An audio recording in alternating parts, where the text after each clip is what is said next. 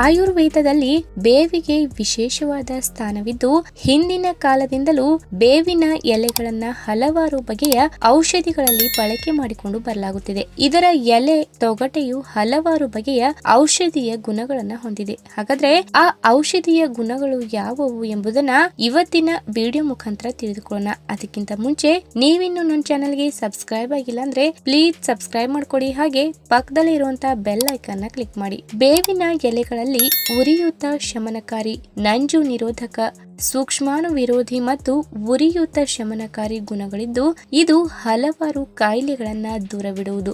ಇತ್ತೀಚಿನ ದಿನಗಳಲ್ಲಿ ಬೇವಿನ ಎಲೆಗಳನ್ನ ಫೇಸ್ ವಾಶ್, ಶಾಂಪೂ, ಸೋಪ್ ಇತ್ಯಾದಿಗಳಲ್ಲಿ ಬಳಕೆ ಮಾಡುವುದನ್ನ ನೋಡಿರಬಹುದು. ಬೇವಿನ ಎಲೆಗಳನ್ನ ಒಣಗಿಸಿ ಅದನ್ನ ರುಬ್ಬಿಕೊಂಡು ಅದರ ಹುಡಿಯನ್ನು ಕೂಡ ಬಳಕೆ ಮಾಡಲಾಗ್ತಾ ಇದೆ.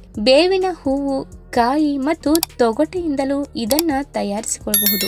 ಬೇವಿನ ಹುಡಿಯನ್ನ ಟೈಪ್ 2 ಮಧುಮೇಹಿಗಳ ಚಿಕಿತ್ಸೆಗೆ ಬಳಕೆ ಮಾಡಲಾಗುತ್ತದೆ. ಇದು ಮಧುಮೇಹವನ್ನ ನಿಯಂತ್ರಣದಲ್ಲಿ ಇಡುವುದರ ಜೊತೆಗೆ ಆರೋಗ್ಯಕ್ಕೂ ಒಳ್ಳೆಯದು. 1 ಲೋಟ ನೀರಿಗೆ 1 ಚಮಚ ಬೇವಿನ ಹುಡಿ ಹಾಕಿಕೊಂಡು ಖಾಲಿ ಹೊಟ್ಟೆಯಲ್ಲಿ ಸೇವನೆ ಮಾಡಿದರೆ ಅದು ತುಂಬಾ ಪರಿಣಾಮಕಾರಿಯಾಗಿರುವುದು. ಇನ್ನು ರಕ್ತ ಸಂಚಾರವು ಸರಿಯಾಗಿ ಆಗದೇ ಇದ್ದರೆ ಅದರಿಂದ ಹಾರ್ಮೋನ್ ಸಮತೋಲನವು ಕಂಡುಬರುವುದು.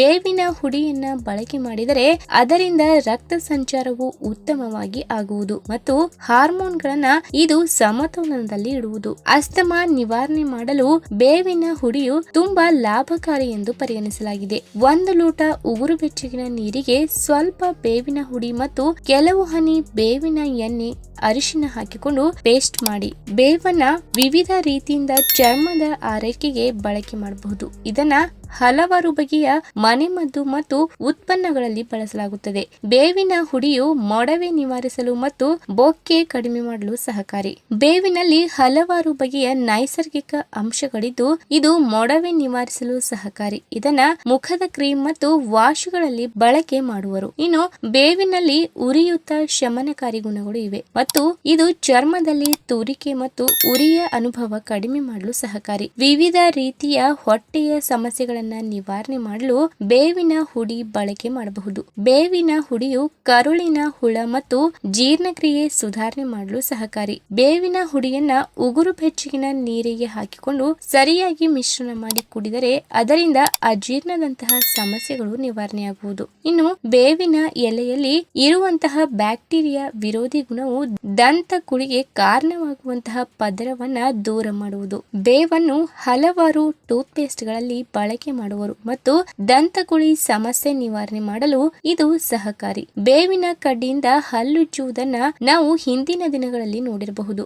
ಬೇವಿನ ಕಡ್ಡಿಯು ಹಲ್ಲುಗಳ ರಕ್ಷಿಸಲು ಸಹಕಾರಿ. ಇನ್ನು ಚರ್ಮದ ಭಾಗವು ಕೆಂಪು, ಎದ್ದು ಬರುವುದು ಮತ್ತು ತುರಿಕೆ ಉಂಟು ಮಾಡುವುದನ್ನ ಸೋರಿಯಾಸಿಸ್ ಎಂದು ಕರೆಯಲಾಗುತ್ತದೆ. ಬೇವಿನ ಹುಡಿಯಲ್ಲಿ ಇರುವಂತಹ ಉರಿಯೂತ ಶಮನಕಾರಿ ಗುಣಗಳು ಸೋರಿಯಾಸಿಸ್ ಅನ್ನ ಶಮನ ಮಾಡುವುದು ಮತ್ತು ಅದರ ತೀವ್ರತೆಯನ್ನ ಕಡಿಮೆ ಮಾಡುವುದು. ರಕ್ತದಲ್ಲಿ ಇರುವಂತಹ ವಿಷಕಾರಿ ಅಂಶಗಳು ಚರ್ಮವನ್ನ ನಿಸ್ತೇಜ ಹಾಗೂ ಕಳೆಗುಂದಿದಂತೆ ಮಾಡಬಹುದು. ಬೇವಿನ ಹುಡಿಯು ರಕ್ತವನ್ನ ಶುದ್ಧೀಕರಿಸುವ ಗುಣ ಹೊಂದಿದೆ ಮತ್ತು ಇದು ದೇಹದ ಆರೋಗ್ಯವನ್ನ ಕಾಪಾಡುವಲ್ಲಿ ತುಂಬಾನೇ ಸಹಕಾರಿಯಾಗಿದೆ. ಇನ್ನು ಹೊಟ್ಟೆಯ ಅಲ್ಸರ್ ಎನ್ನುವುದು ತುಂಬಾ ನೋವಿನಿಂದ ಕೂಡಿರುವುದು. ಆಸಿಡಿಟಿಯಿಂದ ಅಲ್ಸರ್ ಸಮಸ್ಯೆಯು ಕಾಡುವುದು. ಇದನ್ನ ನಿವಾರಣೆ ಮಾಡಲು ಬೇವಿನ ಹುಡಿಯು ಲಾಭಕಾರಿ. ಇದು ಹೊಟ್ಟೆಯ ಪೀಚ್ ಮಟ್ಟವನ್ನ ಕಾಪಾಡುವುದು ಮತ್ತು ಅಲ್ಸರ್ ಬರದಂತೆ ಕಾಪಾಡುವುದು.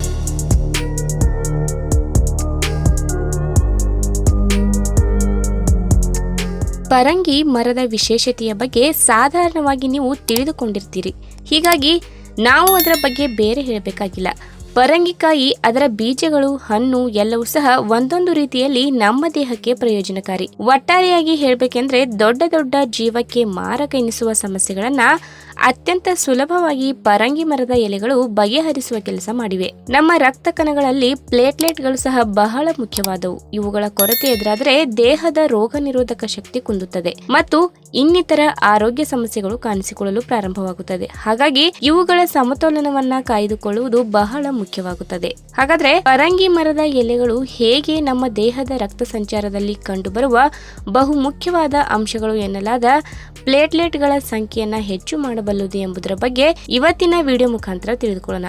ಅದಕ್ಕಿಂತ ಮುಂಚೆ ನೀವಿನ್ನೂ ನನ್ನ ಚಾನಲ್ಗೆ ಸಬ್ಸ್ಕ್ರೈಬ್ ಆಗಿಲ್ಲ ಅಂದ್ರೆ ಪ್ಲೀಸ್ ಸಬ್ಸ್ಕ್ರೈಬ್ ಮಾಡ್ಕೊಳ್ಳಿ, ಹಾಗೆ ಪಕ್ಕದಲ್ಲೇ ಇರುವಂತಹ ಬೆಲ್ ಐಕನ್ ಕ್ಲಿಕ್ ಮಾಡಿ. ಪರಂಗಿ ಮರದ ಪ್ರತಿಯೊಂದು ಭಾಗವೂ ಕೂಡ ಆರೋಗ್ಯಕರ ಎಂದು ಹೇಳ್ತಾರೆ. ಹಾಗಾಗಿ ಪರಂಗಿಕಾಯಿ, ಪರಂಗಿ ಹಣ್ಣು, ಪರಂಗಿ ಬೀಜಗಳು ಹಾಗೆ ಅದರ ಎಲೆಗಳು ಕೂಡ ನಮ್ಮ ದೇಹದ ರೋಗ ನಿರೋಧಕ ಶಕ್ತಿಯನ್ನ ಹೆಚ್ಚು ಮಾಡುವ ಗುಣವನ್ನ ಪಡೆದುಕೊಂಡಿವೆ. ಇದರ ಜೊತೆಗೆ ಆಂಟಿ ಆಕ್ಸಿಡೆಂಟ್ ಅಂಶಗಳ ಪ್ರಮಾಣ ಕೂಡ ಅತಿ ಹೆಚ್ಚಾಗಿ ಕಂಡು ಬರುತ್ತದೆ. ಇತ್ತೀಚಿನ ಸಂಶೋಧನೆಯ ವರದಿಗಳು ಹೇಳುವಂತೆ ನೀರಿನಲ್ಲಿ ಬೆರೆಸಿದ ಕೇವಲ 25 ml ಪರಂಗಿ ಎಲೆಗಳ ರಸ ಪ್ರತಿದಿನ 2 ಬಾರಿ ಸೇವನೆ ಮಾಡುತ್ತಿದ್ದರೆ ಪ್ಲೇಟ್ಲೆಟ್ ಸಂಖ್ಯೆ ಹೆಚ್ಚಾಗುವ ಸಾಧ್ಯತೆ ಇರುತ್ತದೆ. ಪಪ್ಪಾಯ ಹಣ್ಣು ತನ್ನಲ್ಲಿ ವಿಟಮಿನ್ ಎ ಮತ್ತು ವಿಟಮಿನ್ ಸಿ ಅಂಶವನ್ನ ಹೆಚ್ಚಾಗಿ ಹೊಂದಿರುವ ಕಾರಣದಿಂದ ಇದನ್ನು ಪೌಷ್ಟಿಕ ಸತ್ವಗಳ ಆಗರ ಎಂದು ಕರೆಯಬಹುದು.